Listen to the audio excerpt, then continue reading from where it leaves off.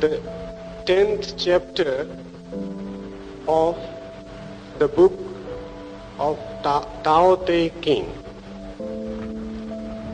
It is entitled Embracing the One. It says, Sutra says, when the intelligent and animal souls are held together in one embrace, they cannot be kept from separation. They can be kept from separation when one gives undivided attention to the vital breath and brings it to the utmost degree of pliancy. He can become as a tender babe when he has cleansed away the most mysterious sides of his imagination. He can become without a flaw.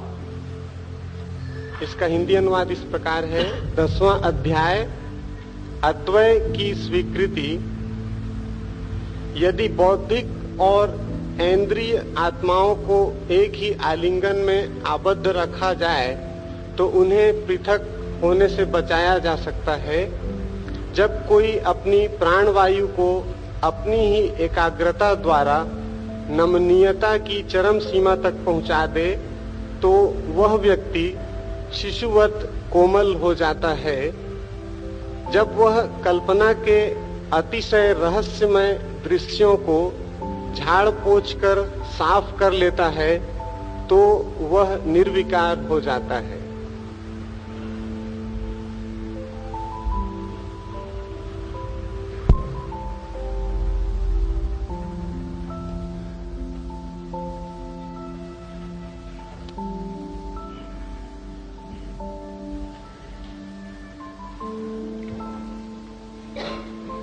अद्वैत की हम बात सुनते हैं।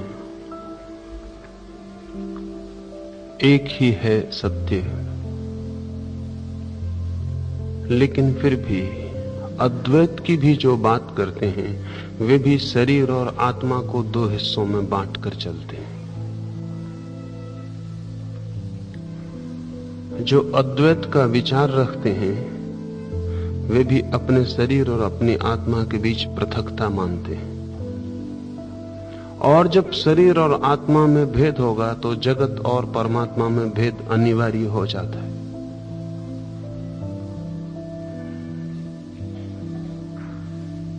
भेद की जरा सी स्वीकृति द्वैत को निर्मित कर देती है।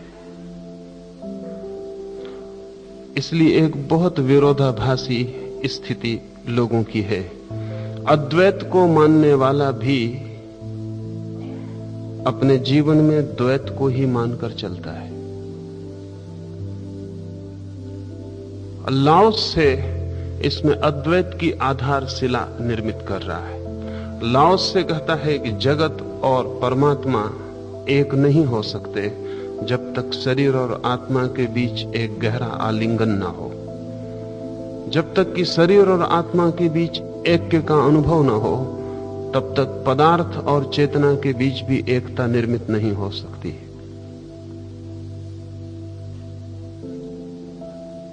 तथाकथित धार्मिक आदमी को बहुत कठिनाई मालूम पड़ेगी, लेकिन व्यक्ति अगर अपने ही भीतर विभाजित है तो अस्तित्व को अविभाज्य नहीं मान सकेगा। अपने भीतर जो अविभाजित है वही जगत को अविभाजित जान सकेगा, क्योंकि जगत फैला हुआ शरीर है और चेतना विराट परमात्मा है। अगर मेरी चेतना मेरे शरीर से भिन्न है तो फिर परमात्मा की चेतना भी जगत के शरीर से भिन्न ही होगी।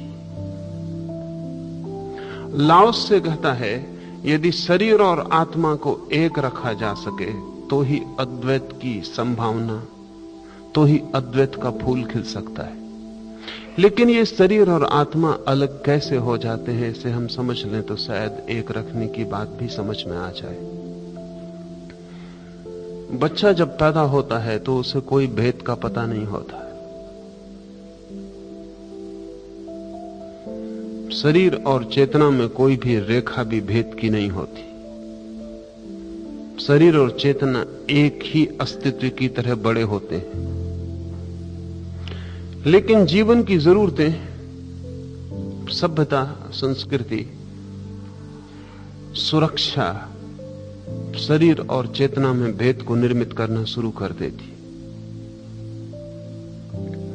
बच्चे को अगर भूख लगी है तो भी हमें उसे सिखाना पड़ता है कि जब भूख लगी हो तभी भोजन मिले, ये जरूरी नहीं है, भूख को रोकना भी आवश्यक है। ये जीवन की अनिवार्य व्यवस्था है।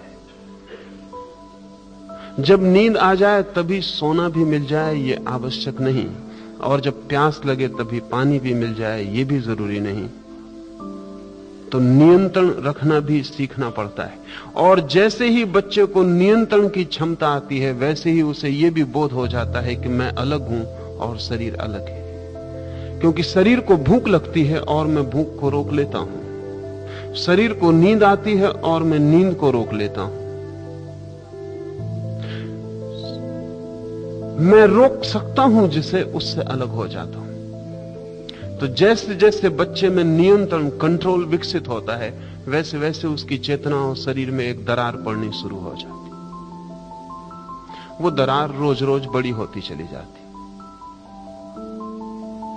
वो दरार जितनी बड़ी हो जाती है, उतना ही अस्तित्व के साथ एक होना मुश्किल हो जाता है।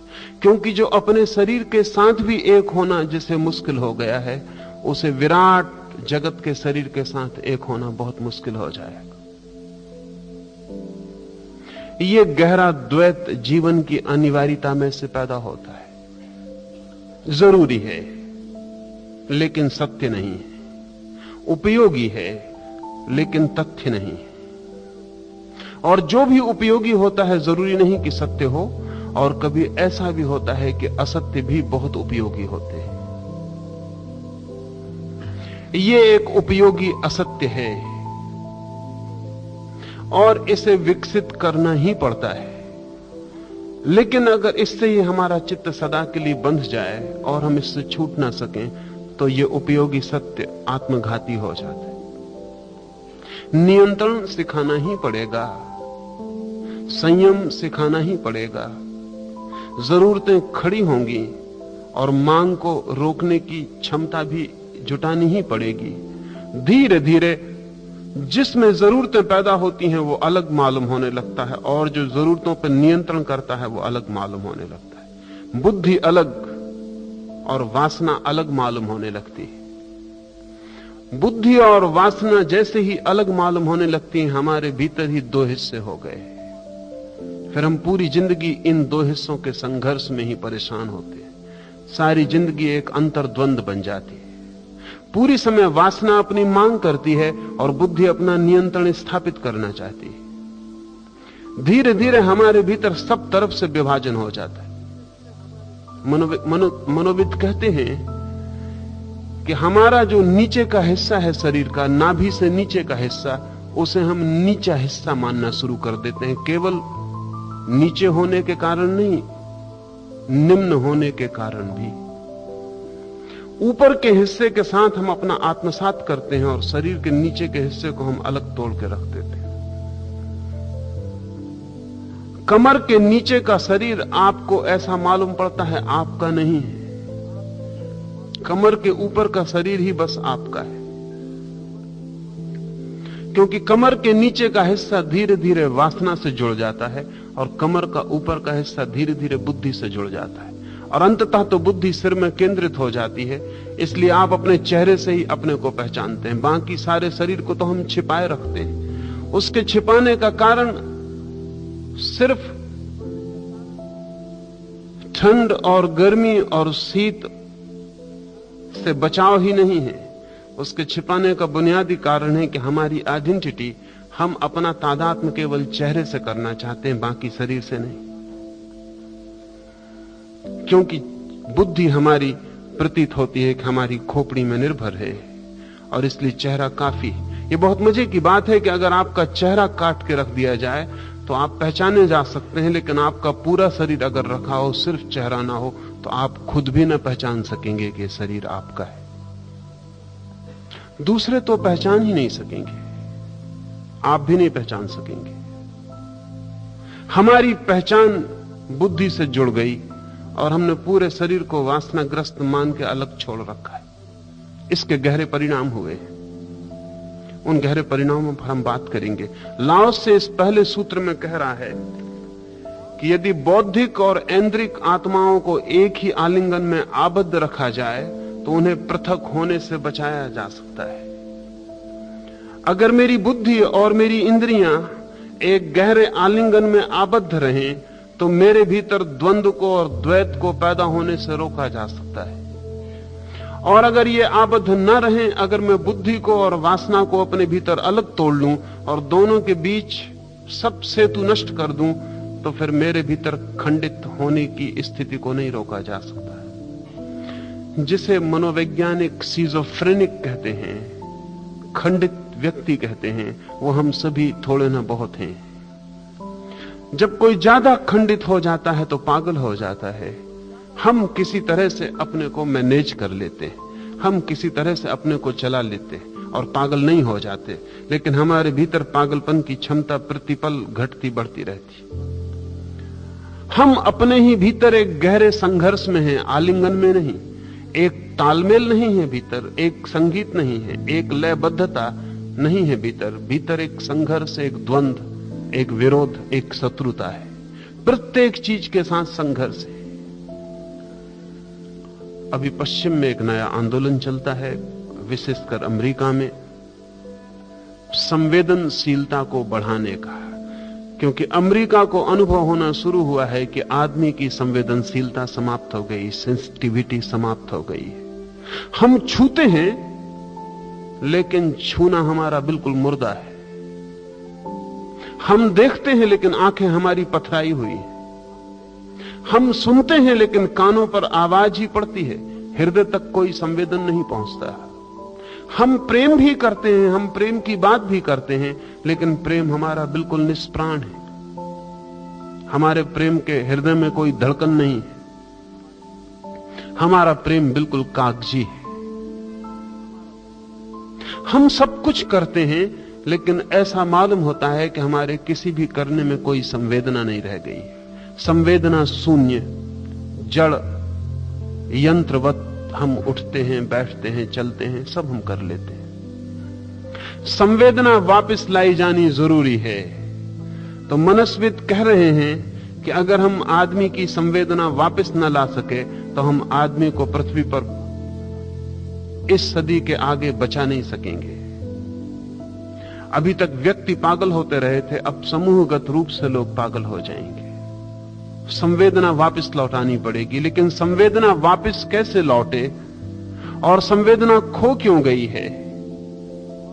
आपको भी याद होगा, अगर आपको बचपन की कोई स्मृति है तो आपको याद होगा, अगर बगीचे में फूल खिल गया है तो जैसा बचपन में वो आपको दिखाई पड़ा था खिलता हुआ, वैसा अब भी फूल खिलता है लेकिन आपको दिखाई नहीं पड़ता। सूरज बचपन में भी उगता था, वही सूरज अब भी उगता है, लेकिन अब सूरज के उठने से हृदय में कोई नृत्य पैदा नहीं होता। चांद अब भी निकलता है, अब भी आप आंख उठा के कभी चांद को देख लेते हैं, लेकिन चांद आपको स्पर्श नहीं करता। क्या हो गया है? लाओस से जो कह रहा है आलिंगन टूट गया है, बुद्धि और ऐन्द्रिक तल दो हो गए। इंद्रियों में संवेदना होती है,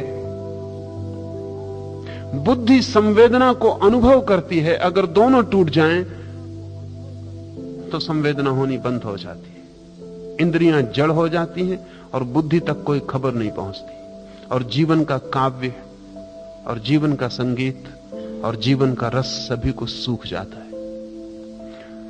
बच्चे एक स्वर्ग में रहते हुए मालूम पड़ते हैं, इसी जमीन पर जहां हम हैं,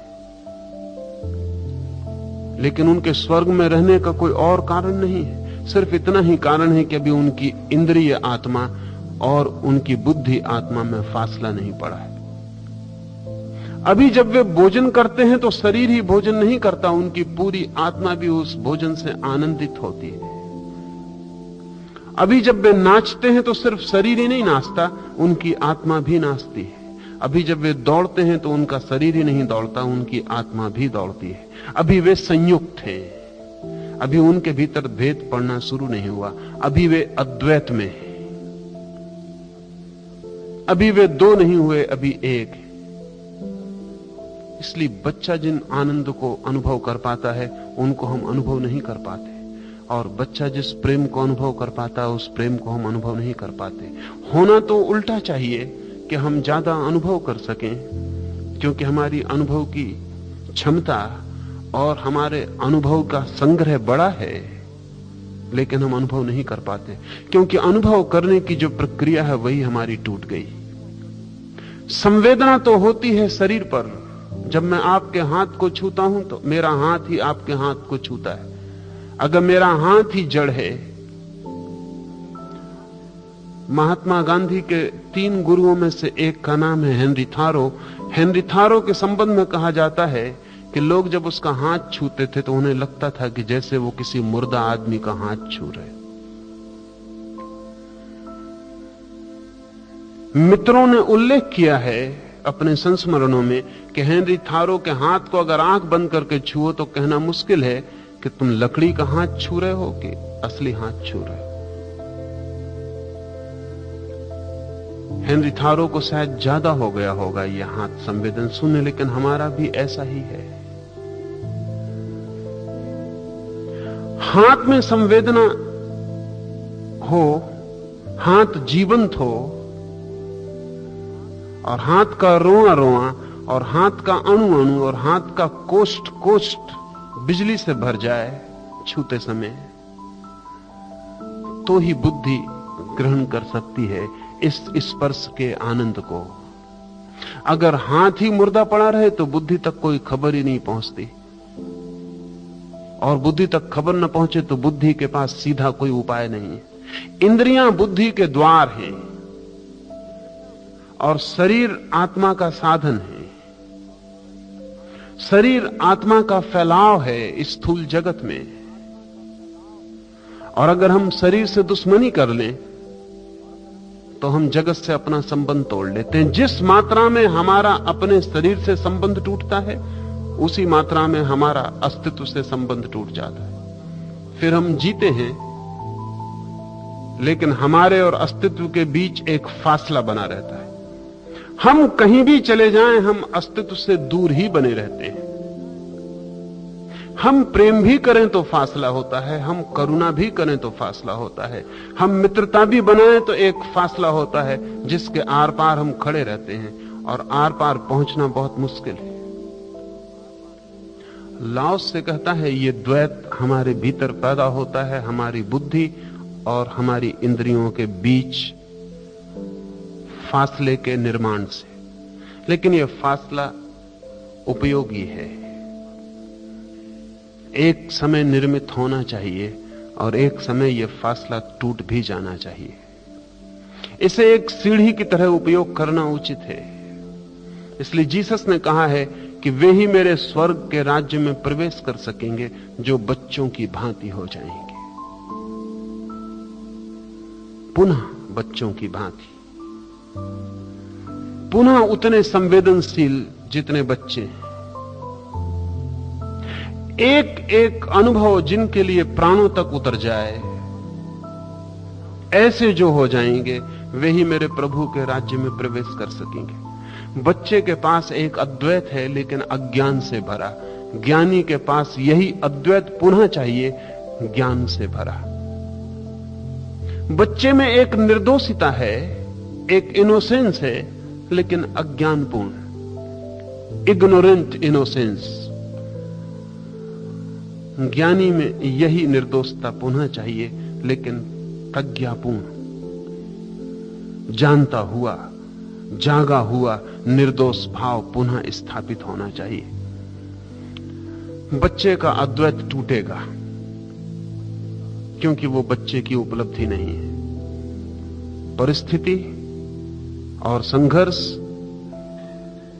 उसके अद्वैत को तोड़ देंगे, लेकिन आवश्यक नहीं है कि अद्वैत टूटा हुआ ही व्यक्ति मर जाए। मरने के पहले यह अद्वैत पुनः स्थापित हो सकता है, और जब ये पुनः स्थापित होता है तो पहले वाले अद्वैत से ज्यादा समृद्ध होता है, क्योंकि अनुभव इसमें हजार गरिमाएं जोड़ जाता है।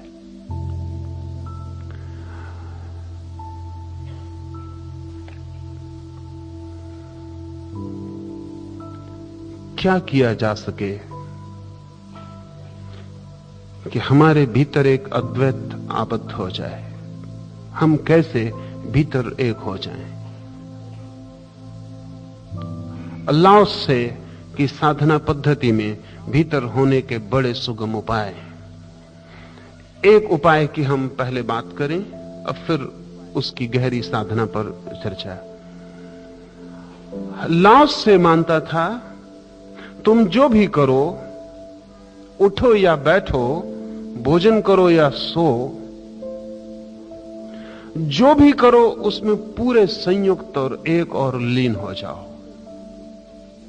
अगर रास्ते पर चल रहे हो तो चलना ही बन जाओ। इतना भी फासला मत रखो कि मैं चल रहा हूं।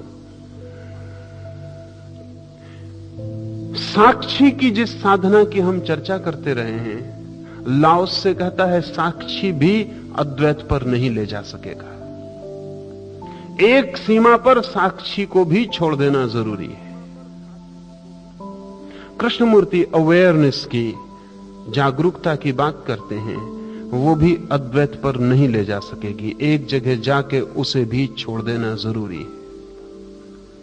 लाओस से कहता है न जागरूकता न साक्षी वरन एकता, लीनता। तुम जो कर रहे हो वही हो जाओ। चल रहे हो तो चलने की क्रिया ही हो जाओ, चलने वाला ना बचे। और भोजन कर रहे हो तो भोजन करना ही हो जाओ, भोजन करने वाला ना बचे। और अगर देख रहे हो तो आंख ही बन जाओ, देखने वाला ना बचे। और अगर सुन रहे हो तो कान ही बन जाओ। जो भी कर रहे हो उसमें इतनी समग्रता से एक हो जाओ कि भीतर कोई फासला ना रहे,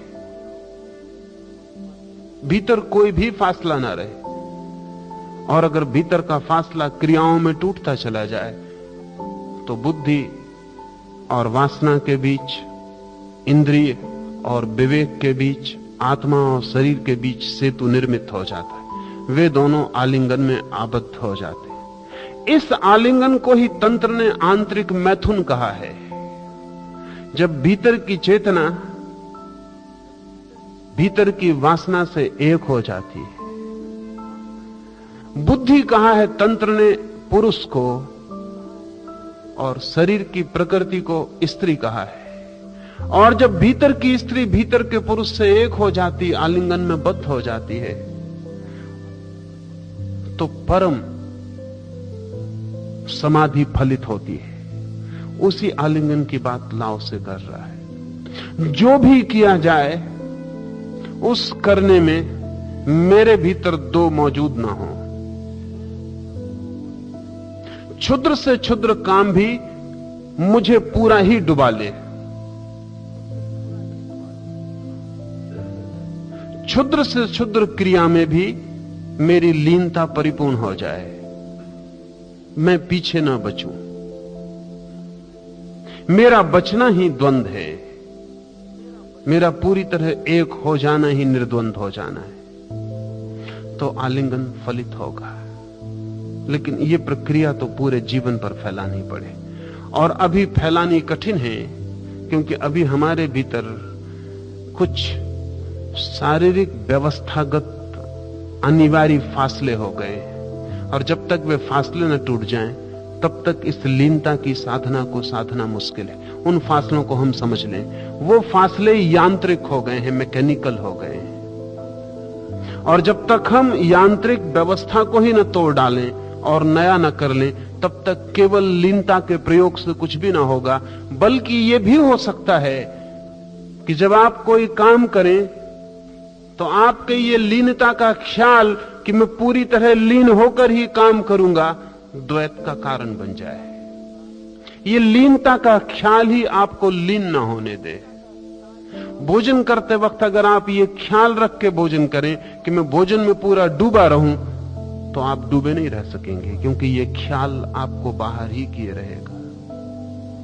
हमारे भीतर यंत्रगत भूलें हो गई हैं, और यंत्रगत भूलों को समझ लेना जरूरी है। अगर आप एक छोटे बच्चे को अपने झूले पर सोता हुआ देखें, तो जो एक बात ख्याल में आपको नहीं आती होगी, आनी चाहिए, वो ये होगी कि बच्चे का पेट आप ऊपर नीचे होते देखेंगे, छाती नहीं। बच्चा श्वास ले रहा है तो उसका पेट ऊपर नीचे हो रहा है, लेकिन छाती उसकी बिल्कुल विश्राम में पड़ी। हम उल्टी ही श्वास ले रहे हैं। हम जब श्वास लेते हैं तो छाती ऊपर नीचे होती। लाओत्से का कथन है, और बहुत कीमती, और अब विज्ञान भी लाओत्से से सहमत है, कि जैसे ही व्यक्ति के भीतर ऐन्द्रिक और बुद्धिगत चेतनाओं में फासला पड़ता है, वैसे ही श्वास नाभि से ना आकर सीने से आनी शुरू हो जाती। यह फासला जितना बड़ा होता है, श्वास उतनी ही ऊपर से आके लौट जाती। तो जिस दिन बच्चे की श्वास पेट से हटकर और सीने से चलने लगती है, जान लेना कि बच्चे के भीतर ऐन्द्रिक आत्मा में और बुद्धिगत आत्मा में फासला पड़ गया।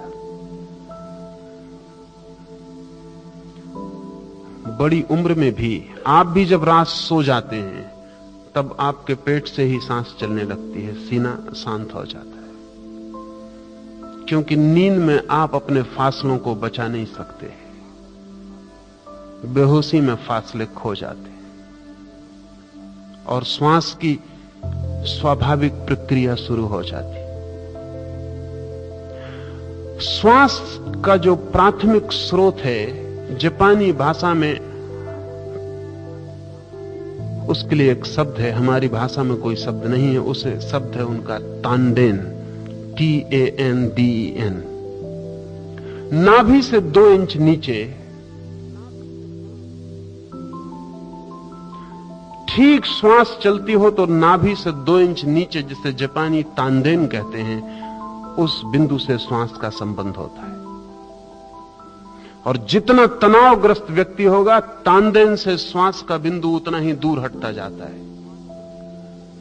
तो जितने ऊपर से आप सांस लेते हैं, उतने ही तनाव से भरे होंगे, और जितने नीचे से सांस लेते हैं, उतने ही विश्राम को उपलब्ध होंगे। और अगर तांडेन से श्वास चलती हो तो आपके जीवन में तनाव बिल्कुल नहीं होगा। बच्चे के जीवन में तनाव न होने का जो व्यवस्थागत कारण है, वो तांडेन से श्वास का चलना है। जब आप भी कभी विश्राम में होते हैं तो अचानक ख्याल करना, आपकी श्वास तांडेन से चलती होगी। और जब आप तनाव से भरे हों, बहुत मन उदास, चिंतित, परेशान हो, व्यथित हो, बेचैनी में हो, तब आप ख्याल करना तो श्वास बहुत ऊपर से आके लौट जाएगी। ये श्वास का ऊपर से आके लौट जाना इस बात का सूचक है कि आप अपनी मूल प्रकृति से बहुत दूर हो गए। लेकिन कुछ कारण हैं जिनकी वजह से हम लोगों को शिक्षा देते हैं कि पेट से श्वास मत लेना।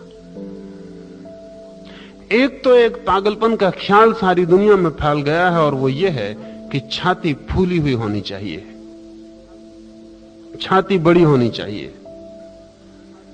तो छाती जितनी बड़ी करनी हो, उतनी श्वास छाती में भरनी चाहिए, नीचे नहीं, और छाती से ही वापस लौटा देनी चाहिए।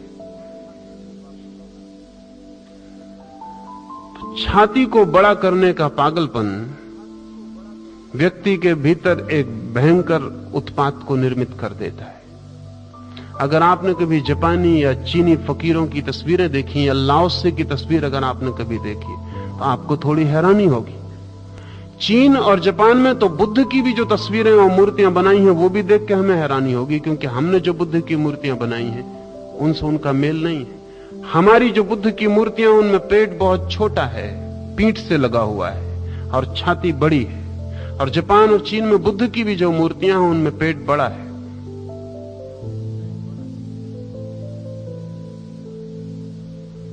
ठीक बच्चे जैसा है। बच्चे की छाती तो विश्राम में होती है, पेट थोड़ा सा बड़ा होगा, क्योंकि श्वास पेट पर आएगी जाएगी। तो छाती को बड़ा करने का ख्याल भीतर एक खतरनाक स्थिति को पैदा करता है, और वो खतरनाक स्थिति है ऐन्द्रिक और बौद्धिक 3 केंद्र ताओ मानता है। एक तांदेन नाभि केंद्र, दूसरा हृदय केंद्र और तीसरा बुद्धि का मस्तिष्क केंद्र। नाभि केंद्र अस्तित्व का सबसे गहरा केंद्र है, फिर उसके बाद उससे कम गहरा केंद्र हृदय का है और सबसे कम गहरा केंद्र बुद्धि का है। इसलिए बुद्धिवादी अस्तित्व से सबसे ज्यादा दूर होता है। उससे तो निकट वे लोग भी होते हैं जो हृदयवादी हैं। तथाकथित ज्ञानियों से भक्त भी कहीं ज्यादा अस्तित्व के निकट होते हैं। जिसने केवल बुद्धि को ही सब कुछ जाना है, वो आदमी सतह पर जीता है। हिसाब उसका पूरा होता है, गणित उसका साफ होता है, तर्क उसके स्पष्ट होते हैं, लेकिन कभी भी गहराई में वो नहीं उतरता, क्योंकि गहराई में सदा खतरा है, क्योंकि तर्क भी खो जाते हैं, हिसाब भी खो जाता है। वो सतह पर जीता है जहां सब साफ सुथरा है। हृदय में उतरे कि तर्क और गणित और सब साफ सुथरी दुनिया खो जाती है। इसलिए बुद्धिवादी हृदय की बात से भयभीत होता है, क्योंकि हृदय के साथ ही अराजकता, अतर्क, राग का जन्म हो सकता है, प्रेम पैदा हो सकता है, भक्ति आ सकती है, कुछ हो सकता है जिसके लिए तर्क देना मुश्किल पड़े। इसलिए बुद्धिवादी बुद्धि से जीता है और बुद्धि से नीचे प्रवेश नहीं करता। जितना बुद्धिवादी आदमी होगा, श्वास उतनी ऊपर से चलेगी। श्वास की ऊंचाई और नीचाई को जानकर आदमी का टाइप जाना जा सकता है। जितना हृदयवादी व्यक्ति होगा, श्वास उतनी गहरी चलेगी।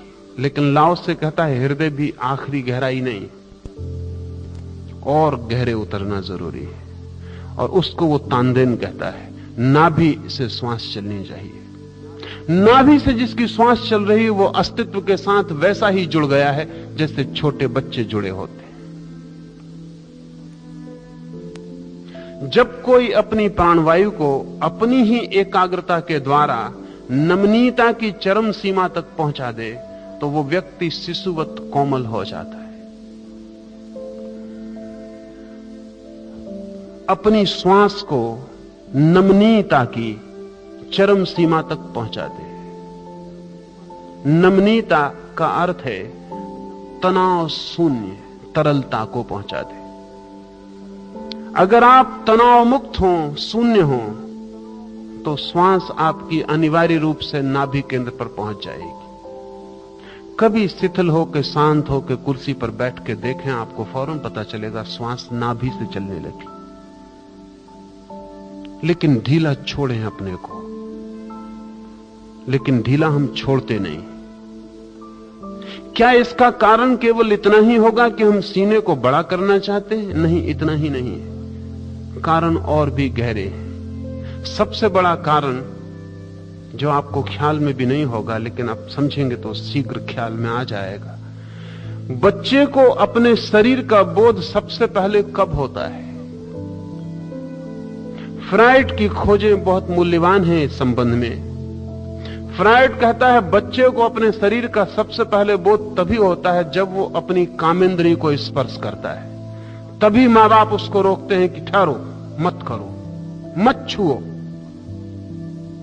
अगर बच्चा अपनी नाक छूता है, अपनी आंख छूता है, अपना हाथ हिलाता है, तो मां बहुत प्रसन्न होती। पैर हिलाता है तो मां बहुत आनंदित होती। लेकिन बच्चा अगर अपनी जन्नेंद्रिय छूता है तो मां बेचैन और परेशान हो जाती। बच्चे को पहली दफे पता चलता है कि शरीर में कोई हिस्सा भी है जो छूने योग्य नहीं है, और शरीर में कोई हिस्सा है जो खतरनाक है, और शरीर में कोई हिस्सा है जो अपराध है। ये मां और बाप की आंखों को देख के बच्चे को पता चलता है। ये अपराध मां और बाप को अपने मां बाप से पता चला था। ये अपराध परंपरागत है, अपराध कहीं है नहीं। लेकिन बच्चे के शरीर में एक भेद शुरू हो गया, और बच्चे को यह बात धीरे धीरे मां बाप के इशारे बता देंगे। उनकी निंदा, उनकी आलोचना, उनका क्रोध बता देगा कि शरीर में कोई हिस्सा ऐसा भी है जो अपना नहीं है। इसलिए आप बूढ़े भी हो जाएंगे तो भी आपकी जननेंद्री आपके शरीर का हिस्सा नहीं बन पाती, बन नहीं सकती। उसके साथ एक फासला बना ही रहेगा। और जननेंद्री के साथ फासला पैदा होते ही जननेंद्री से नीचे का जो हिस्सा है वो वर्जित हो गया। जननेंद्री के ऊपर का हिस्सा स्वीकृत हो गया और नीचे का हिस्सा स्वीकृत हो गया। हम जैसे ही हमारे भीतर ये भेद घटित होता है वैसे ही श्वास ऊपर से चलने लगेगी। उसके कारण है क्योंकि तानदेन का जो बिंदु है अगर उस तक श्वास जाए तो जननेंद्री पर उसका असर पड़ता है। इसलिए जैसे ही हमको ये ख्याल आ गया कि जननेंद्री हमारा हिस्सा नहीं है तो हमारा तानदेन सिकुड़ जाता है, सप्रेस्ड हो जाता है और हम डरे हुए जीने लगते हैं कि कहीं जननेंद्री तक श्वास ना चली जाए। क्या आपको पता है कि रात सोते समय हर पुरुष को कम से कम 12 से 18 बार जननेंद्री पर इरेक्शन होता है नींद में। फ्रायड का ख्याल था कि ये इसलिए होता है कि लोगों की काम वासना अतृप्त रह जाती है, तो जब वो काम वासना के स्वप्न देखते हैं तो जननेंद्री अकड़ जाती है। लेकिन अभी जितनी खोज गहरी गई है तो पता चलना शुरू हुआ कि लाओस से ज्यादा ठीक कहता था। लाओसे का कहना यह है कि नींद में जननेंद्री पर तानदेन पर श्वास की चोट पड़ती है, इसलिए जननेंद्री खड़ी हो जाती है। जरूरी नहीं है कि कोई काम वासना से संबंधित स्वप्न भीतर चल रहा हो। चल रहा हो तो खड़ी हो जाएगी, नहीं चल रहा हो तो भी खड़ी हो सकती है। और 12 से 18 बार प्रत्येक पुरुष की सामान्यतया होगी। उसका कारण कुल इतना है कि श्वास की जो चोट, नींद में श्वास पूरी चलेगी, पूरी चलने से तानदेन पर चोट पड़ती। तानदेन का बिंदु और वीर्य ऊर्जा का बिंदु निकट है, सीमांत पर है। श्वास की चोट ही वीर्य को सक्रिय करती है। इसलिए संभोग के समय में आप छाती से श्वास नहीं ले सकते। संभोग के क्षण में आपको पेट से ही श्वास लेनी पड़ती है। इसलिए श्वास तेजी से चलने लगती है और श्वास जोर से भीतर धक्के मारने लगती है। अगर आप श्वास को शांत रख सकें तो वीर्य स्खलन रुक जाएगा। इसलिए तंत्र में प्रयोग है कि श्वास को शांत रखा जा सके तो बिना वीर्य स्खलन के संभोग किया जा सकता है और संभोग को घंटों लंबा भी किया जा सकता है। लेकिन श्वास फिर तानदेन तक नहीं पहुंचनी चाहिए।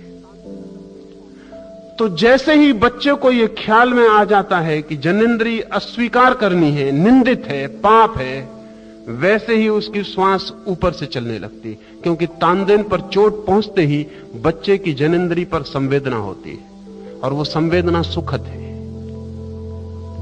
वो संवेदना सुखद है। उस सुखद संवेदना के कारण वो जननेंद्री के प्रति आतुर और उत्सुक होता है। लेकिन मां बाप की आंखें और समाज की आंखें बहुत दुखद हैं और तब एक फासला उसके भीतर पैदा होना शुरू होता है। अंततः तो सुख भी पाप हो जाता है और सुख लेते वक्त हम सब अपने को अपराधी अनुभव करते हैं। ये बड़े मजे की बात है कि जब भी आप अपने को सुखी पाएंगे तो भीतर अपराध का भाव पाएंगे। इसलिए कुछ लोग तो दुखी होने में बड़ा गौरव मानने लगते हैं क्योंकि वो अपराधी नहीं है। सुखी आदमी को थोड़ा सा अपराध मालूम पड़ता है क्योंकि उसके पहले सुख के अनुभव के साथ अपराध का भाव जुड़ गया और इसलिए हम जीते हैं लेकिन बटे हुए जीते हैं। अगर तानदेन तक श्वास न पहुंचे तो नपुंसकता तक भी फलित हो सकती है। ताओ को मानने वाले चिकित्सकों का ख्याल है कि अनेक पुरुषों की नपुंसकता केवल श्वास के तानदेन तक न पहुंचने से पैदा होती है। इसलिए बहुत मजे की बात आपसे कहूं, अक्सर पहलवान नपुंसक हो जाते हैं। उसका कारण है क्योंकि पहलवान छाती से श्वास लेता है और इतनी श्वास छाती से लेता है और पेट को भीतर ले जाता है कि तानदेन तक श्वास के पहुंचने की संभावना ही बंद हो जाती। इसलिए पहलवान दिखता तो बहुत विराइल है, दिखता तो बहुत पुरुष, लेकिन पुरुषत्व बहुत कम हो जाता है। पुरुषत्व के और उसके बीच श्वास का संबंध टूट जाता है।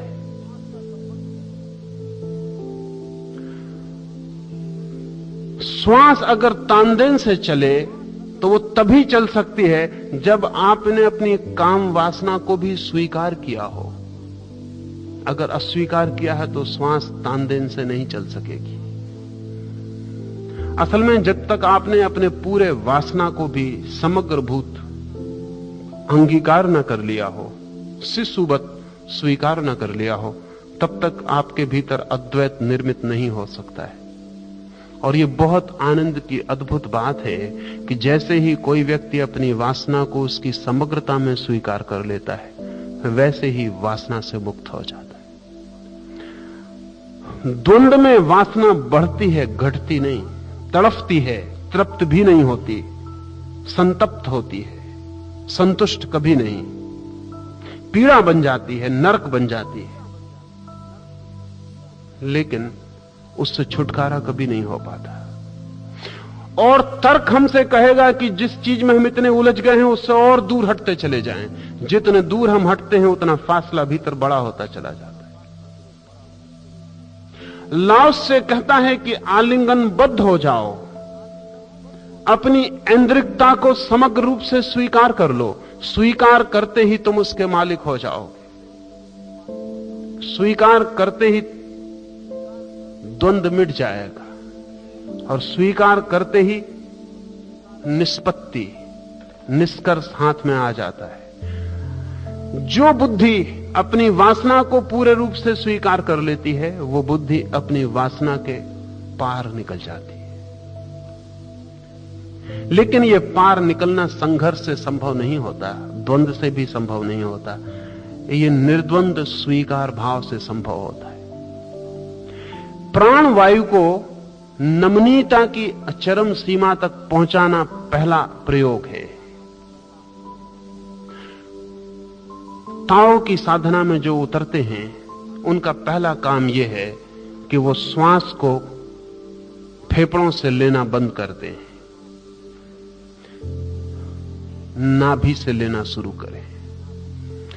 इसका अर्थ हुआ कि जब आपकी श्वास भीतर जाए तो पेट ऊपर उठे, और जब श्वास नीचे गिरे तो पेट नीचे गिरे, और सीना शिथिल रहे, शांत रहे। शायद पुरुष राजी भी हो जाएं, क्योंकि सभी पुरुषों को पहलवान होने का पागलपन नहीं है। स्त्रियां और भी मुश्किल से राजी हो सकती हैं, क्योंकि स्त्रियों को उससे भी बड़ा पागलपन सवार हुआ है, और वो है स्तन को सुदृढ़, सुडौल और बड़े बनाने का। तो स्त्रियां कभी नाभि से श्वास लेने को तैयार नहीं होती। इसलिए ताओइस्ट फकीर तो मिल जाएंगे, स्त्रियां मिलना बहुत मुश्किल है। ताओ को मानने वाले पुरुष मिल जाएंगे, उसकी साधना से उतरकर जिन्होंने परम आनंद को उपलब्ध किया है, ऐसे पुरुष मिल जाएंगे, लेकिन स्त्रियां खोजनी मुश्किल है। और उसका कुल एक कारण है कि स्त्री को एक रोग की तरह एक बात पकड़ गई है कि स्तन बड़े होने चाहिए। प्राकृतिक जरा भी नहीं है। और सच तो यह है कि जितना गोल और जितना सुडौल स्तन हो, बच्चे को दूध पीने में उतनी ही कठिनाई होती। इसलिए बायोलॉजिकल नहीं है, क्योंकि जितना सुडौल स्तन हो, बच्चा जब दूध पीता है तो उसकी नाक स्तन से भिड़ जाती और सफोकेशन, और उसे घबराहट शुरू होती। मनस्विद कहते हैं कि स्त्रियों के सुडौल स्तन देखकर पुरुषों को भी घबराहट शुरू होती है। उसका मौलिक कारण बचपन में हुआ अनुभव है सफोकेशन का। अगर आपके सामने एकदम स्त्री के सुडौल स्तन आ जाएं, तो आपकी सांस गड़बड़ा जाती है। इतनी घबराहट का कोई कारण नहीं मालूम होता। लेकिन अगर सुडौल स्तन पर बच्चा दूध पिए तो उसकी नाक स्वभावता, गोल स्तन हो तो उसकी नाक में अड़ जाएगा और घबराहट उसे होगी, और वो घबराहट गहरी बैठ जाती। लेकिन स्त्रियों को स्तन बड़े दिखाने का मनोवैज्ञानिक बहुत कारण खोजते हैं। कारण जो भी हो, लेकिन उसका व्यापक और गहरा परिणाम जो हुआ है वो युवा है, कोई स्त्री नाभि से श्वास लेने को तैयार नहीं है। और अगर नाभि से श्वास न ली जा सके तो बच्चों जैसी सरलता असंभव है। वो श्वास के साथ ही बच्चे जैसी नमनीयता और तरलता पैदा होती। तो पहला कि आपकी श्वास नाभि से चलने लगे। चलें, उठें, बैठें, ख्याल रखें कि नाभि से श्वास चल रही। तो ताओ की साधना के 3 हिस्से हैं प्राण साधना के। पहला, श्वास नाभि से चले। और आप एक 3 सप्ताह का प्रयोग करके भी दंग रह जाएंगे कि अगर श्वास नाभि से चले तो आपके न मालूम कितने क्रोध विलीन हो गए और आपकी न मालूम कितनी ईर्ष्या खो गई और आपके न मालूम कितने तनाव अब नहीं है और आपकी नींद गहरी हो गई और आपका व्यक्तित्व संतुलित होने लगा। श्वास साधारण बात नहीं है, सारे प्राण की व्यवस्था उससे जुड़ी है। तो जैसी श्वास होगी वैसे आपके प्राणों में व्यवस्था या अव्यवस्था पैदा होती। आप क्रोध के समय में लयबद्ध सांस नहीं ले सकते और अगर लयबद्ध सांस लें तो क्रोध नहीं कर सकते। सांस का उखड़ जाना जरूरी है क्रोध के क्षण में, तो ही शरीर उत्तप्त हो पाता है, तो ही शरीर की ग्रंथियां जहर छोड़ पाती हैं। तो पहला सूत्र है श्वास को धीरे धीरे नाभि पर ले आना, सीने का काम ही न रह जाए। दूसरा ताओ प्राण साधना का हिस्सा है कि सदा श्वास बाहर जाए उस पर ध्यान देना, भीतर आती श्वास पर बिल्कुल ध्यान नहीं देना। और जब श्वास बाहर जाए तो जितने जोर से श्वास को उलीचा जा सके उलीच देना और भीतर कभी श्वास अपनी तरफ से नहीं लेना, जितनी आए आ जाने देना। आने की प्रक्रिया परमात्मा पर छोड़ देनी और भेजने की प्रक्रिया जितनी हमसे उलीचते बन सके उलीच देना। इसके अद्भुत परिणाम होते हैं। हम सभी लोग श्वास लेने में तो बहुत उत्सुकता दिखाते हैं, छोड़ने में नहीं।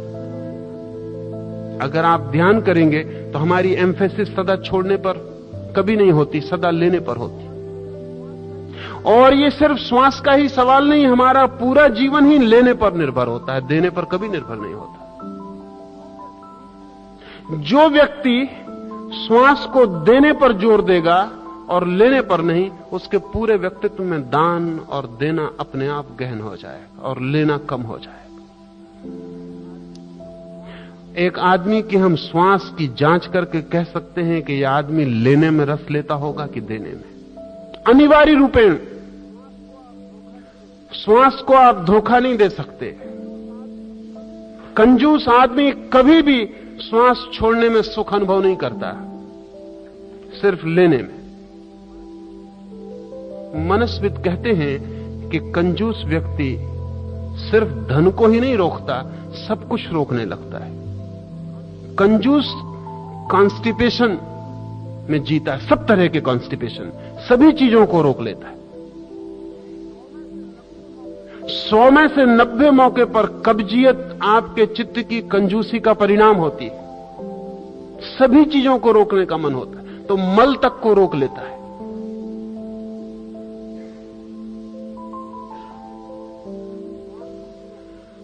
श्वास को भी रोक लेता है। देते में डरता है, बस लेने भर को आतुर होता है। लेकिन जीवन का नियम है, जितना ज्यादा देंगे उतना मिलता है। अगर आपने श्वास छोड़ने में कंजूसी दिखाई तो आप पा नहीं सकेंगे, क्योंकि पाएंगे कहां से? सिर्फ गंदी श्वास भीतर इकट्ठी हो जाएगी, सिर्फ कार्बन डाइऑक्साइड भीतर इकट्ठा हो जाएगा। कोई 6000 छिद्र हैं आपके श्वास के यंत्र में, हम ज्यादा से ज्यादा 1500-2000 छिद्रों तक श्वास लेते हैं। 4000 छिद्र सदा ही कार्बन डाइऑक्साइड से भरे रहते हैं। हम उन्हें कभी खाली ही नहीं करते। हम गंदगी को अपने भीतर इकट्ठा कर लेते हैं और हम ऊपर ही ऊपर जीते रहते हैं, भीतर गंदगी की परतें इकट्ठी होती चली जाती। ताओ का मानना है कि श्वास को उलीचें और लेने की आप फिक्र ना करें, क्योंकि लेना तो अपने आप हो जाएगा, उलीचना भर काफी है। और जितनी आप श्वास को उलीच देंगे उतनी ताजी श्वास भीतर चली आएगी। और ये उलीचने पर जोर देने का कारण है क्योंकि इस जोर की बदलाहट से, इस उलीचने की तरफ जोर बढ़ने से आपके पूरे जीवन में देने की संभावना बढ़ने लगेगी। हमारा सारा क्रोध इसीलिए है कि हम देना नहीं चाहते, लेना चाहते हैं। हमारी सारी घृणा इसीलिए है कि हम देना नहीं चाहते, लेना चाहते हैं। हमारी ईर्ष्या इसलिए है कि हम देना नहीं चाहते, लेना चाहते हैं। हमारे जीवन का सारा उलझाव क्या है कि देने की हमें जरा भी इच्छा नहीं है और लेना हम बहुत चाहते हैं। जो दे नहीं सकता उसे कुछ भी नहीं मिलेगा, और जो दे सकता है उसे 1000 गुना सदा मिल जाता है। और जो हम देते हैं, अगर हम लोहा देते हैं तो सोना मिल जाता है। कार्बन डाइऑक्साइड उलीचिए और प्राणवायु भीतर भर जाती है, ऑक्सीजन भीतर भर जाता है। यही पूरे जीवन का सूत्र है। तो लाओसे का दूसरा सूत्र है, सदा श्वास को फेंकिए, लेने को भूल ही जाइए। लेने का आपको काम ही नहीं करना है, वो तो प्रकृति स्वयं कर लेती है। आप सिर्फ उलीच दें, फेंक दें, हटा दें, खाली जगह छोड़ दें, वो भर जाएगी। और अगर आपका जोर छोड़ने पर हो और लेने पर बिल्कुल ना हो तो चित्त एकदम नमनीय हो जाएगा, क्योंकि लेने में तनाव होता है, जबरदस्ती होती है। छोड़ने में तो सिर्फ हल्कापन आता है, छोड़ने में सिर्फ निर्भर होते हैं। भरना तो एक भार है, छोड़ना निर्भर होना है। छोड़ना तो वजन कम कर देता है। तो दूसरा सूत्र है, छोड़ें श्वास को, लें मत। और तीसरा सूत्र है लाओसे का,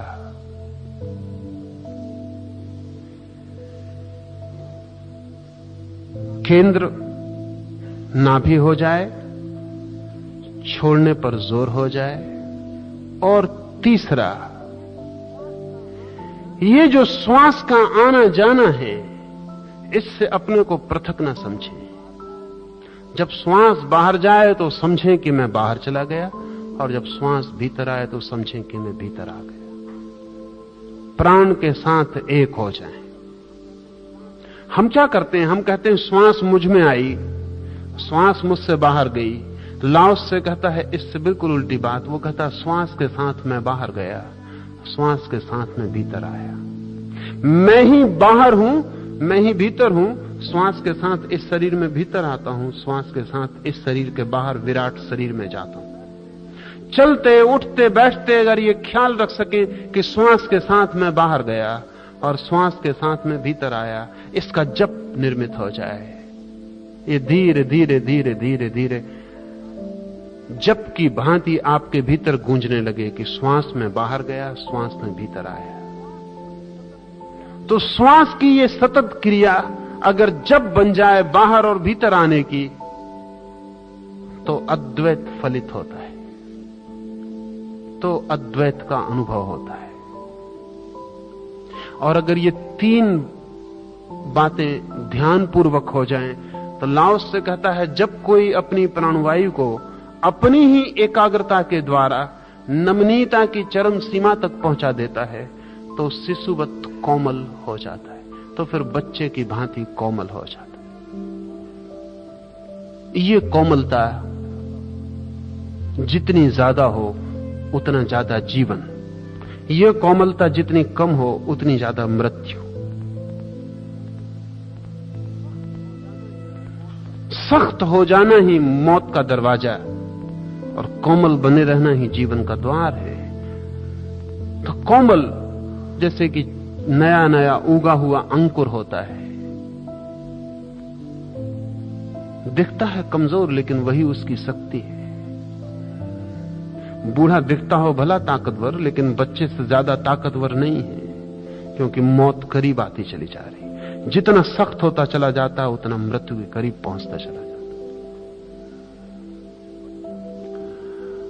बच्चा बिल्कुल कमजोर दिखता है लेकिन अपनी कमजोरी में भी महाशक्तिशाली है, क्योंकि जीवन अभी उसमें फैलेगा और बड़ा होगा। नमनीयता, लेकिन ये श्वास पर प्रयोग के बिना संभव नहीं है। और श्वास पर अगर ये संभव हो जाए तो फिर जीवन के सभी पहलुओं पर संभव हो जाती। और हमारी श्वास हमारे व्यक्तित्व को सब तरफ से प्रभावित करती है। आपकी श्वास आपका पूरा दर्पण है। आप श्वास के साथ क्या कर रहे हैं उससे पता चल जाएगा कि आप अपने साथ क्या कर रहे हैं। आप कैसी श्वास लेते हैं पता चल जाएगा आप कैसे व्यक्ति हैं। लाओत्से के पास कोई आता था साधना के लिए, तो लाओत्से कहता था कि 1 सप्ताह मेरे पास रुक जाओ, जरा मैं देखता हूं कि तुम कैसी श्वास लेते हो, कैसी श्वास छोड़ते हो। खोजी आया हो, अगर ज्ञानी हो तो हैरान होगा कि हम ब्रह्म ज्ञान लेने आए, सत्य का पता लगाने आए, और यह आदमी कह रहा कैसी श्वास लेते हो, कैसी छोड़ते हो। 7 दिन लाओत्से देखेगा उस आदमी को, अनेक हालतों में, सोते में, जगते में, काम करते चलते वक्त, क्रोध में, प्रेम में, और देखेगा उसकी श्वास की व्यवस्था क्या है। और जब तक वो श्वास की व्यवस्था न समझ ले तब तक साधना का कोई सूत्र न देगा। श्वास के साथ ही साधना पूरी की पूरी व्यवस्थित की जा सकती है। तो ये 3 सूत्र ख्याल रखें। आपने सुना होगा जापानी शब्द हाराकिरी। हाराकिरी का हम अनुवाद करते हैं आत्मघात, सुइसाइड, लेकिन जापानी शब्द का अर्थ और ज्यादा है। हारा का अर्थ होता है केंद्र, परम केंद्र, जहां से जीवन पैदा होता है। उसी केंद्र में छुरा मार के अगर कोई मरता है तो उसको हाराकिरी कहते हैं। इसलिए हर कोई हाराकिरी नहीं कर सकता। आप चाहें कि हाराकिरी कर लें तो आप नहीं कर सकते। हाराकिरी करने के लिए हारा को पहचानना जरूरी है कि वो केंद्र कहां है। अभी मैंने आपसे कहा तांदेन, नाभि से 2 इंच नीचे अगर आप श्वास को नाभि से लेते रहें तो धीरे धीरे आपको नाभि से 2 इंच नीचे एक जगह पर स्मरण होने लगेगा केंद्र का। वही केंद्र जब इतना स्पष्ट हो जाता है कि आपको लगता है पूरा शरीर परिधि है और वही केंद्र है, पूरा शरीर एक वर्तुल है और वही केंद्र है। जिस दिन आप सोते, जागते, उठते, बैठते सतत उस केंद्र के स्मरण से भरे रहते हैं और दिए की एक ज्योति की तरह वो केंद्र आपके भीतर जलने लगता है, तब उसका नाम हारा है। और जिस व्यक्ति का वो केंद्र दिए की ज्योति की तरह जलने लगता है भीतर, उसकी फिर कोई मृत्यु नहीं। तो हाराकिरी का मतलब होता है शरीर को केंद्र से तोड़ देना, तो वो ज्योति परम ज्योति में विलीन हो जाएगी। ये जो हारा है, ये जो केंद्र है, ये आपकी बुद्धि में नहीं, ये आपके हृदय में भी नहीं, ये आपकी नाभि के पास है। और इसलिए मां से बच्चे की खोपड़ी नहीं जुड़ी रहती उसके पेट में, और न हृदय जुड़ा रहता, उसकी नाभि जुड़ी रहती है। नाभि से बच्चा जुड़ा रहता है, लेकिन ये चमत्कार की बात है कि बच्चा ना तो श्वास लेता मां के पेट में, न उसके हृदय में धड़कन होती। सिर्फ नाभि से मां से जुड़ा रहता है और जीवित रहता है। इसका अर्थ साफ है कि ना तो हृदय अनिवार्य है जीवन के लिए और ना बुद्धि अनिवार्य है जीवन के लिए। हृदय की धड़कन के बिना भी बच्चा जीवित रहता है और श्वास के बिना चले भी जीवित रहता है, लेकिन नाभि के बिना जीवित नहीं रह सकता। इसलिए मां से बच्चे के अलग होते ही पहला काम हम नाभि से संबंध तोड़ने का करते हैं, क्योंकि जब तक नाभि से संबंध न टूट जाए बच्चा अपनी श्वास नहीं ले सकेगा, व्यक्तित्व नहीं पैदा होगा, उसका अलग खड़ा नहीं होगा। वो मां से जुड़ा है, मां से संबंध तोड़ना पड़ेगा। जब हम मां से संबंध तोड़ देंगे तब उसके शरीर को पहली दफे जरूरत पैदा होगी कि वो श्वास ले, हृदय धड़के, खून बहे, बच्चा अपने पैरों पर जीवन को चलना शुरू करे। ठीक इसे ऐसा समझें कि मां से, नाभि से हमारा जो धागा जुड़ा है ये एक धागा है, और ठीक नाभि से दूसरा धागा हमारा परमात्मा से जुड़ा है, अस्तित्व से जुड़ा है। वो जिस जगह से हमारा धागा जुड़ा है, नाभि के दूसरे छोर को हम समझें, दूसरे पहलू को, जहां से हम अस्तित्व से जुड़े हैं, उसका नाम हारा है। और ताओ कहता है कि उस हारा को जो पा लेता है, उस केंद्र को जो पा लेता है, वो सरल हो जाता है, फूल की तरह, आकाश के तारों की तरह, बच्चों की तरह, पशुओं की आंखों की तरह तरल और सरल हो जाता है। ये तरलता और सरलता अगर पानी हो तो तीसरे सूत्र में लाओस से कहता है, जब वह कल्पना के अतिशय रहस्यमय दृश्यों को झाड़ पोंछ कर साफ कर लेता है तो निर्विकार हो जाता है। श्वास नमनीय हो जाए, केंद्र पर आ जाए, और कल्पना का सारा जाल तोड़ के फेंक दिया जाए। कल्पना के जो हमने जाल बना रखे हैं, न मालूम कितने कितने प्रकार के, संसार के नाम पर ही नहीं, धर्म के नाम पर भी न मालूम कितने जाल हमने अपनी कल्पना के बना रखे। न मालूम कितने ईश्वर, न मालूम कितने देव, न मालूम कितने स्वर्ग नरक कल्पना से बना रखे हैं। जाना हमने नहीं, पहचान हमारी कुछ भी नहीं, सिर्फ अपनी कल्पना को भर रखा है। हमारी कल्पना एक पुस्तकालय है, जिस पुस्तकालय में जमाने भर की कल्पनाएं संग्रहित हो गई हैं। जन्मों जन्मों में न मालूम कितनी कल्पनाओं के जाल हमने इकट्ठे कर लिए, और वो सब जालों के बीच में हम घिरे जीते हैं। लेकिन ये सारे के सारे जाल बुद्धि में हैं, और अगर किसी व्यक्ति ने बुद्धि से ही इन जालों को तोड़ने की कोशिश की तो वो नहीं तोड़ पाएगा। जरूरी है कि बुद्धि से नीचे चला जाए, गहरा चला जाए, अस्तित्व के केंद्र पर खड़ा हो जाए, और जैसे ही कोई व्यक्ति नाभि के पास आ जाता है वैसे ही सशक्त हो जाता है कि कल्पनाओं को तोड़ के फेंक दे। कुछ लोग बुद्धि से ही बुद्धि से लड़ने की कोशिश में लगे रहते हैं। बुद्धि के एक तर्क को आप दूसरे तर्क से काट सकते हैं, लेकिन ध्यान रखिए दूसरा तर्क आपको पकड़ लेगा। बुद्धि की एक कल्पना को आप दूसरी कल्पना से काट सकते हैं, लेकिन तब दूसरी कल्पना आपको पकड़ लेगी। ये कठिनाई ऐसी है कि जिससे आप काटने चले हैं वो बुद्धि ही कटनी चाहिए, अन्यथा कुछ भी नहीं कटेगा। तो लोग काटने में लगे रहते हैं, एक धर्म को दूसरे धर्म से बदल लेते हैं, एक गुरु को दूसरे गुरु से बदल लेते हैं, एक सिद्धांत को दूसरे सिद्धांत से बदल लेते हैं, एक शास्त्र को दूसरे शास्त्र से बदल लेते हैं। और कुछ लोग तो इतनी कठिनाई में पड़ जाते हैं क्योंकि वो समझते हैं कि उन्होंने सब शास्त्र छोड़ दिए, और तब वो अपना ही शास्त्र निर्मित कर लेते हैं, जो कि और भी गरीब होने वाला है, उससे तो बेहतर किसी और का भी बेहतर था। कृष्णमूर्ति के साथ और उनके शिष्यों के साथ ऐसी कठिनाई खड़ी हुई है। कृष्णमूर्ति ने कहा सारी कल्पनाओं के जाल तोड़ दो, अच्छा लगता है, प्रीतिकर लगता है, तोड़ दो, लेकिन आदमी तब अपने को ही केंद्र में खड़ा कर लेता है और अपनी ही कल्पना के जाल बुनने शुरू कर देता है। जब तक आप कल्पना के केंद्र से ही ना हट जाएं, तब तक आप कल्पना के जाल बुनते ही रहेंगे।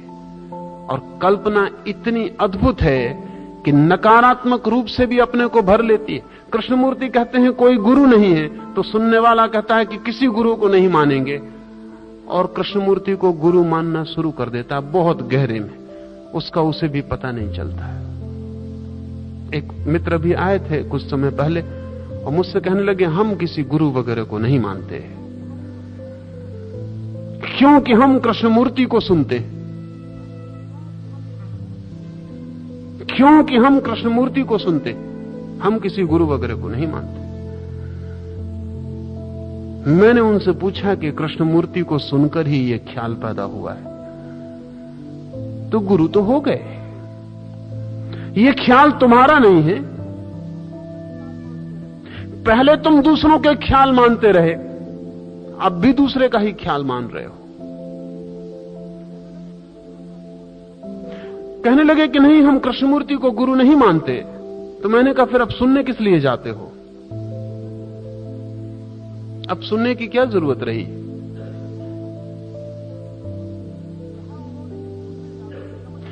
कहा उन्होंने कि सुनने जाते हैं समझने के लिए। तो मैंने कहा गुरु का और मतलब ही क्या होता है कि जिससे हम समझते हैं? और गुरु का क्या मतलब होता है कि जिसके पास हम समझने जाते हैं? आदमी अगर बुद्धि के ही जगह खड़ा रहे तो बुद्धि के विपरीत बातों को भी बुद्धि से ही पकड़ेगा। इसमें कोई अस्वाभाविक बात नहीं है, स्वाभाविक है। नहीं, असली सवाल सिर्फ बुद्धि से ही जाल को काटने का नहीं है, क्योंकि बुद्धि नए जाल बना लेगी। बुद्धि से हट जाने का है। कैसे एक छलांग लगे कि हम बुद्धि से हट जाएं? तो उस बुद्धि से हटने के दो प्रयोग किए गए हैं। एक प्रयोग है कि आदमी विचार छोड़ दे, भाव में पड़ जाए। ये मीरा है तो मीरा विचार नहीं करती, भाव में पड़ गई है, नाचती है, गाती है, कीर्तन करती है। लेकिन भाव भी बहुत गहरे नहीं ले जाता, बुद्धि से तो गहरे ले जाता है। इसलिए बुद्धि से तो बेहतर है। बुद्धि से तो कुछ भी बेहतर हो सकता है, गहरे ले जाता है। लेकिन लाओस से जो कह रहा है वो और गहरे ले जाता है। वो कहता है भाव भी आखिर बहुत कुछ बुद्धि के पास है। हम तो वहां चलते हैं जहां भाव भी नहीं रह जाता, विचार भी नहीं रह जाता, न बुद्धि और न हृदय, न ज्ञान और न भक्ति। हम वहां चलते हैं जहां चित्त निर्विकार हो जाता है, जहां शुद्ध अस्तित्व रह जाता है। इस शुद्ध अस्तित्व के लिए सारी कल्पनाओं का कचरा झाड़ पहुंचकर अलग कर देना जरूरी है। लेकिन ये कौन करेगा? अगर बुद्धि से ही आपने ये काम लिया तो आप गलती में पड़ जाएंगे। बुद्धि से झाड़ के अलग कर देगी, लेकिन नए जाल बना के खड़े कर देगी। और ध्यान रहे, पुराने जालों से नए जाल ज्यादा खतरनाक हैं, क्योंकि पुरानों को तो छोड़ने का मन भी होता है, नए को पकड़ने का और संभालने का मन होने लगता है। पुराने गुरुओं से नए गुरु खतरनाक हो जाते, और पुराने शास्त्रों से नए शास्त्र खतरनाक हो जाते, क्योंकि नए में नएपन का भी आग्रह और मोह। और अगर किसी को यह ख्याल आ गया कि मैं समर्थ हो गया हूं सारे जाल को काटने में, तो यह अहंकार बुद्धि के केंद्र पर खड़ा होकर सबसे बड़ा जाल बन जाता है। नहीं, इससे नीचे हटना पड़े। यह बहुत मजे की बात है कि अगर आप नाभि से श्वास लेने लगे तो आप अहंकारी नहीं रह जाएंगे। आपको कुछ करना नहीं पड़ेगा कि अहंकार छोड़ने जाएं। नहीं, आप नहीं रह जाएंगे, क्योंकि नाभि पर अहंकार के टिकने का उपाय नहीं है। अहंकार इतना बड़ा तनाव है कि नाभि से सांस चलती हो तो नहीं टिक सकता। इतना शांत हो जाता है भीतर सब। लाओस से अपने शिष्यों की परीक्षाएं लिया करता था। उनको सवाल देता, वे ठीक जवाब ले आते और लाओस से फाड़ के फेंक देता, क्योंकि उनके पेट पे हाथ रख के देखता और कहता सवाल बेकार गया, जवाब गलत है। एक युवक आया हुआ था और उसने लाओस से कहा, तुम पागल तो नहीं हो? तुमने जो समझाया था ठीक वही वही लिख के लाया हूं। लाओस ने कहा वो तो बिल्कुल ठीक है, लेकिन जो लिख के लाया है उसकी श्वास नाभि से नहीं चल रही। और ये जवाब तो तभी आ सकता है भीतर से जब श्वास नाभि से चल रही हो। तुम मुझे सुन के ले आए हो, ये बुद्धि से सुना गया था, बुद्धि से दे दिया गया। तुम्हारे भीतर इसका कोई भी अनुभव नहीं है। च्वांग तसे जब उसके पास पहुंचा, उसका सबसे बड़ा शिष्य, तो लाओस ने उसे सब समझाया, उसने सब सुना। और जब उसकी परीक्षा का वक्त आया तो जैसा कि सभी शिष्य अपने कागजात लेकर आते थे जवाब देने के लिए, वो बिना कागजात खाली हाथ आके बैठ गया। लाओत्से ने कहा कि आज तुम्हारी परीक्षा का दिन है और मैं कुछ पूछूंगा, जवाब लिखने के लिए कुछ लाए नहीं। च्वांग त्से ने कहा कि अगर मैं जवाब नहीं हूं तो मेरे लिखे हुए जवाबों का क्या उपयोग होगा। उसने अपने कपड़े उतार दिया और नग्न होकर सामने लेट गया। उसने कहा कि तुम मेरी श्वास देख लो और ध्यान रहे, अगर नाभि से सच्ची श्वास नहीं चलने लगी है और आप सिर्फ कोशिश करके चलाते रहे तो जब कोई आपकी पेट पे हाथ रखेगा फौरन श्वास सीने से चलने लगेगी। फौरन जैसे ही आप कॉन्शियस हो जाएंगे श्वास आपकी सीने से चलने लगेगी। वो तो बच्चे जैसे सरल ही ना हो गए हों कि कोई पेट पे हाथ रखे या कुछ भी करे, श्वास वहीं से चलती ही है। डॉक्टर जब आपका हाथ अपने हाथ में लेकर नाड़ी नापता है तो आप कभी ये मत सोचना कि नाड़ी उतनी ही होती जितनी डॉक्टर को पता चलती है। डॉक्टर को भी कम से कम थोड़ा उसे घटा लेना चाहिए, उतनी नहीं होती। वो डॉक्टर के पकड़ने से बढ़ती है, बढ़ेगी ही, क्योंकि आप सचेतन हो गए, आप कॉन्शियस हो गए, घबराहट आ गई, तनाव बढ़ गया। तो बीमारी जब डॉक्टर जांचता है तो उसे यह नहीं समझना चाहिए बीमारी इतनी ही होगी, थोड़ी ज्यादा मालूम होती है, क्योंकि उतना घबराहट भी बढ़ गई होती है भीतर।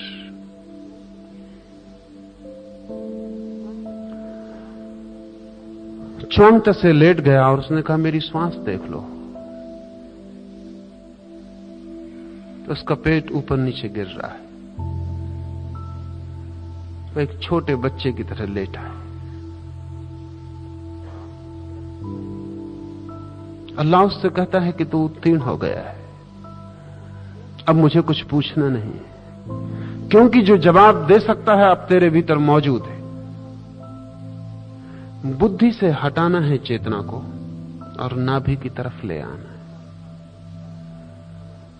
हमारा सारा संस्कार, हमारी सारी शिक्षा, सारा समाज चेतना को बुद्धि की तरफ ले जाने की कोशिश में लगा रहता है। उपयोग है उसका, जैसा मैंने कहा, लेकिन एक दिन हमें उस उपयोग से वापस लौटाना जरूरी है। मूल केंद्र को खो देना किसी भी कीमत पर खतरनाक है और किसी भी कीमत पर मूल केंद्र को पा लेना सस्ता है। तो लाओत्से के इस सूत्र को साधना का सूत्र समझें। अपने श्वास का ध्यान रखें और श्वास के रूपांतरण की कोशिश करें। श्वास की बदलाहट आपकी बदलाहट हो जाएगी। श्वास में क्रांति आपके स्वयं के व्यक्तित्व की क्रांति हो जाएगी। और जैसे जैसे श्वास गहरी होने लगेगी आपकी गहराई बढ़ने लगेगी, आपका उथलापन समाप्त हो जाएगा। और जिस दिन श्वास केंद्र पर होगी उस दिन आप सारे जगत के साथ एक अद्वैत के बिंदु पर मिल जाएंगे। अपनी केंद्र पर जो आ गया वो जगत के केंद्र पर आ जाता है। स्वयं के केंद्र पर जो डूब गया वो विराट के केंद्र से एक हो जाता है। तो एक परम आलिंगन अद्वैत का फलित होता है। और जैसे जैसे आपकी श्वास गहरी और भीतर भीतर उतरने लगती है वैसे वैसे रहस्य के नए पर्दे और सत्य के नए द्वार खुलने शुरू हो जाते हैं। जो मनुष्य के भीतर छिपा है वही विराट में विस्तीर्ण होकर फैला हुआ है। जो अपने भीतर गहरे उतर आता है वो परम के भीतर ऊंचे उठ जाता है। ईसाई फकीरों ने कहा है, एज अबव सो बिलो, जैसा ऊपर वैसा नीचे। भारतीय संतों ने कहा है, जो पिंड में छिपा है वही ब्रह्मांड में। प्लोटिनस ने कहा, man is the measure of all things. सभी चीजों का माप तौल, मापदंड आदमी है। और आदमी अगर अपने भीतर उतर जाए तो वो विराट के भीतर उतर गया। आदमी एक छोटा सा विराट है, मिनिएचर, छोटा सा विराट। विराट में जो भी है सब उसके भीतर है। सब अपने ही केंद्र पर पहुंच जाने से व्यक्ति विश्व के केंद्र को पा लेता है। तो लाओत्से कहता है, ये 3 बातें जो व्यक्ति पूरी कर ले प्राण की साधना में। ध्यान रहे, लाओत्से की प्राण की साधना भारतीय प्राणायाम से भिन्न है, क्योंकि भारतीय प्राणायाम बौद्धिक है और भारतीय प्राणायाम आयोजित है, चेष्टित है। और भारतीय प्राणायाम में प्राण को बुद्धि के द्वारा व्यवस्था दी जाती है और लाओत्से का प्राणायाम नैसर्गिक है।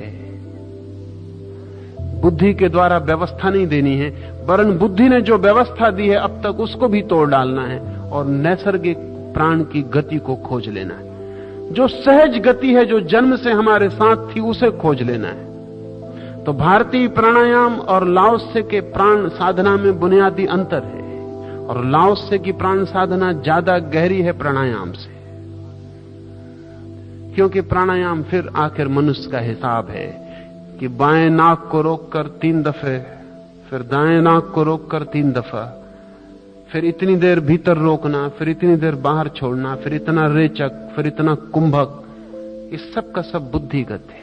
इसके उपयोग है और इसके फायदे हैं, लेकिन इसके उपयोग और फायदे शरीर तक ही है। और इसके उपयोग और फायदे से व्यक्ति सुंदरतम स्वास्थ्य को उपलब्ध हो सकता है और इस साधना के द्वारा शक्ति को भी उपलब्ध हो सकता है। लेकिन लाओत्से की प्राण साधना बिल्कुल भिन्न है। उससे व्यक्ति निसर्ग को उपलब्ध होता है, प्रकृति को, जो है हमारे सब सोच विचार के पहले और जो बचेगा हमारे सब सोच विचार के खो जाने के बाद। इसलिए प्राण योग, भारतीय प्राणायाम बिना गुरु के खतरनाक हो सकता है, क्योंकि उसमें आयोजना है, व्यवस्था है, डिसिप्लिन है। लाओत्से का प्राण साधना के लिए गुरु के बिना बड़े मजे से चल सकती है, कोई कारण नहीं है। क्योंकि लाओत्से की प्राण साधना में सीखना कम है, भूलना ज्यादा है। हम जो सीख गए हैं गलत, उसे सिर्फ छोड़ देना है और जो स्वाभाविक है वो प्रकट हो जाएगा। कुछ नई अनुशासन व्यवस्था थोपनी नहीं है, सब अनुशासन तोड़ देना है और निसर्ग को मौका देना है कि वो जैसा चलना चाहे चले। लेकिन जैसा मैंने आपसे कहा, जब तक आप अपने शरीर को स्वीकार नहीं करते, और शरीर को स्वीकार करने का अर्थ है जब तक आप अपने यौन को स्वीकार नहीं करते, तब तक आप कभी भी शरीर के साथ संवेदना को उपलब्ध नहीं हो सकेंगे। और जब तक आप अपने भीतर किसी चीज को निंदा ही किए चले जाते हैं तो आलिंगन कैसे करेंगे? और जब अपने ही भीतर आपने दीवारें बना रखी हैं तो दूसरे से मिलने की तो बात ही छोड़ दें, अपने से ही मिलना नहीं हो पा रहा है। और जो अपने से भी मिलने में डर रहा है वो परमात्मा से मिलने में निर्भय होगा, इसे मानने का कोई भी कारण नहीं।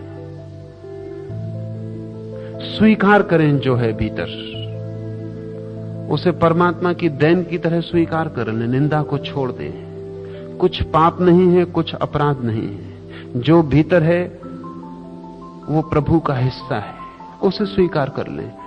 और जैसे ही आपके भीतर सर्व स्वीकृति आती है, वैसे ही शरीर में और आपकी चेतना के बीच के सब बाधाएं टूट जाती हैं और शरीर और चेतना एक तरल धारा हो जाते। तब शरीर आपका ही हिस्सा है, बाहर फैला हुआ है, और आत्मा आपका ही शरीर है, भीतर गया हुआ। तब शरीर ठोस आत्मा है और आत्मा तरल शरीर है। तब शरीर दृश्य आत्मा है और आत्मा अदृश्य शरीर है। तब ये एक ही चीज के दो छोर हैं। और जिस दिन ऐसा अनुभव होता है उसी दिन ये सारा जगत एक हो जाता है। उस दिन पत्थर में और परमात्मा में फर्क नहीं रह जाता। जिन लोगों ने परमात्मा की मूर्तियां पत्थर से बनाई वे बड़े होशियार थे। उन्होंने एक सूचना दी कि जब तक तुम्हें पत्थर परमात्मा ना दिखाई पड़ने लगे तब तक तुमने कुछ भी नहीं पाया, इसे ठीक से जानना। पत्थर की मूर्ति बनाने का और कोई प्रयोजन नहीं है, एक इंगित कि पत्थर भी जब परमात्मा दिखाई पड़ने लगे तभी तुम जानना कि तुमने परमात्मा को जाना। लेकिन जिनको अपना जीवित शरीर भी परमात्मा नहीं दिखाई पड़ रहा, उन्हें पत्थर परमात्मा दिखाई पड़ेगा, ये कैसे कहा जा सकता है? शायद उन्हें पत्थर इसलिए परमात्मा मालूम पड़ता है कि पत्थर में कोई वासना नहीं, कोई इंद्रिय नहीं, पत्थर बिल्कुल मरा हुआ मुर्दा है, इसलिए उनको पत्थर में थोड़ा परमात्मा शायद नजर आ जाए। लेकिन परमात्मा अगर जिंदा उनको मिल जाए तो वो 25 संदेह उठाएंगे। अरे आप खाना भी खाते हैं, आपको भूख भी लगती है, सर्दी में आप ठिठुरते भी हैं, आपको भी गर्मी में पंखे की जरूरत है। भगवान खत्म हुआ, परमात्मा विनष्ट हुआ। हम अपने घर लौट आएंगे आश्वस्त होते कि गलती थी बात, नाहक इस आदमी के पास गए थे। पत्थर में कोई वासना नहीं दिखाई पड़ती, इसलिए हमको परमात्मा दिखाई पड़ता है। लेकिन जिन्होंने पत्थर की मूर्ति बनाई थी उनका कारण दूसरा था। उनका ख्याल यह था कि जब तुम्हें पत्थर में भी दिख जाएगा तो ऐसी कौन सी जगह बचेगी जहां तुम्हें नहीं दिखाई पड़ेगा। जीवन का सर्व स्वीकार धार्मिक व्यक्ति का पहला लक्षण है,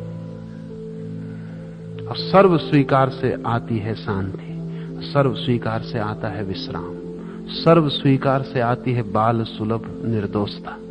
उसी निर्दोष आंख के लिए जगत ब्रह्म हो जाता है। आज इतना ही। अब एक 5 मिनट हम कीर्तन में बाल सुलभ हो जाएं और फिर विदा हो।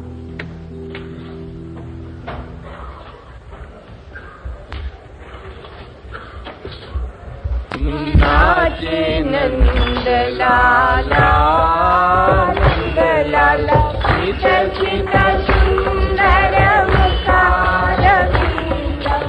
नाचे नंद लाला नंद लाला सीता सीता सुंदर मुखार बिंदम। नाचे नंद लाला नंद लाला